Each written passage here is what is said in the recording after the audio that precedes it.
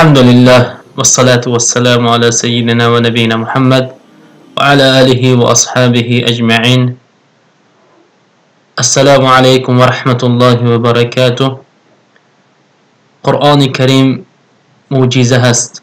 قرآن کریم امروز برای ما ندا کرده می گوید تا که به فردا تیاری دیده باشیم.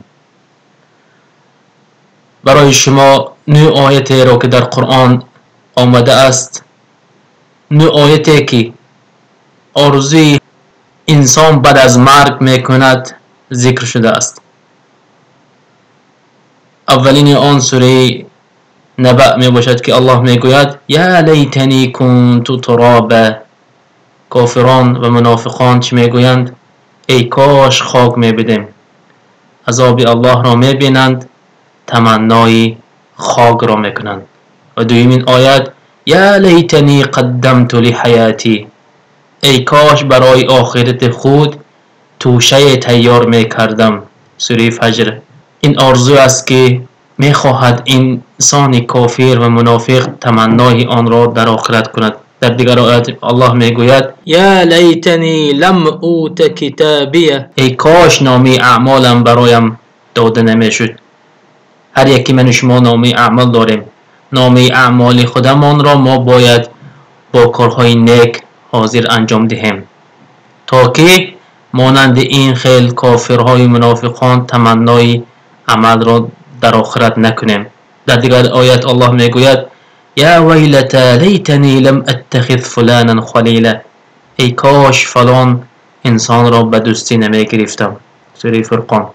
یعنی آن مشرکانی که آن کسانی که غیر خدا دیگر چیز را طلب میکنند در آخرت چی میگویند؟ ای کاش ما همین کسان را به خود شریک نمی گرفتیم. در دیگر آیات میگوید الله یا لیتنا اطعنا الله و اطعنا الرسول. ای کاش فرمان برداری الله و رسولش می بودیم. سوره احزاب.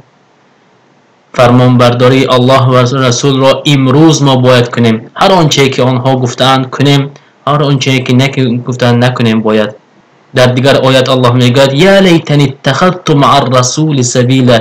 ای کاش راه و روش پیامبر صلی الله علیه و سلم را میکردم، با آن حضرت پیروی میکردم. چرا من به او پیروی نکردم؟ گفته تمنا دارد. در دیگر آیات الله میگوید یا لیتنی کنت معهم فافوز فوزا عظیما. ای کاش من به آنها یعنی با مؤمن ها می بودم کامیابی بزرگ حاصل میکردم. سوره نساء. در دیگر آیات الله میگوید یا لیتنی لم اشرک بربی احدا. ای کاش به پروردگار خود کسی را شریک نمی آوردم. سوره کهف. مشرکا در آخرت این خیلی تمنا دارند که چرا ما به پروردگار ما شریک آوردیم. برای همین ما که حاضر هستیم این آیات ها را میشنویم به الله سبحانه و تعالی چیزی را شریک نآوریم. در دیگر آیات الله میگوید این آخرین آیتی که تمنای کافر و منافقان است. الله میگوید یا لیتنا نرد ولا نکذب بآیات ربنا و نکون من المؤمنین.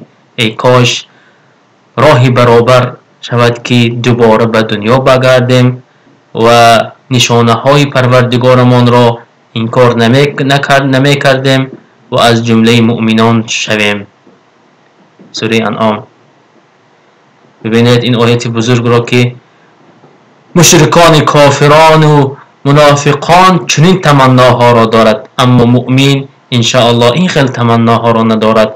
بیایید من شما الان زنده هستیم، حاضر هستیم، قادر توانا هستیم از این خیل عملهای بد دور باشیم و همراه مؤمنای حقیقی باشیم. و صلی الله علی نبینا محمد و علی آله و اصحابه اجمعین.